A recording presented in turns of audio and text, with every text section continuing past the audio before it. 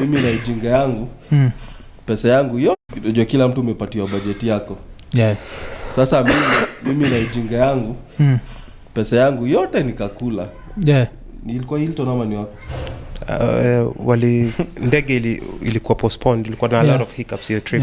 Ndege ilikuwa postponed na wasa wakapelekwa hii hotel ilikuwa ngaya partner, ilikuwa partner ilikuwa itangana ni Grand Regency. Grand Regency. So wakapelekwa hapo kuspend hapo overnight. Regency ya country gun? Hapa Kenya. So si ndege ilikuwa inaenda kwa Regency, so mjamaa akamua kuingia kufungua ile, si wakapata fridge. So kadhani everything is catered for.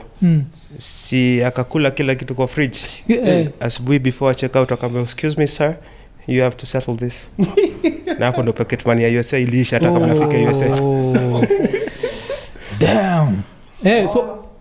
So ulikunywa donga? I think iko around 70k. Mimi naweza piga nduru hizo. Nasikia mimi naweza piga nduru. Mwacha sasa. Unapeleka hasara, mnaenda nilikula yangu na Arama. So tukikufika Stato, hiyo ndio ganje ilikuwa ishikilie kiasi kabla jamaa wafike. Sasa mimi ndo nimeingiza watu kwa ngori, so tuko hapo tunazuba. Alafu pia inaonyeshaga vile ni vizuri kujua wa Kenya. Juka at least kwa unajua Mkenya fulani huko, at least pia naweza wachanua kama hiyo story yako ya taxi ya kulipa hiyo do yote.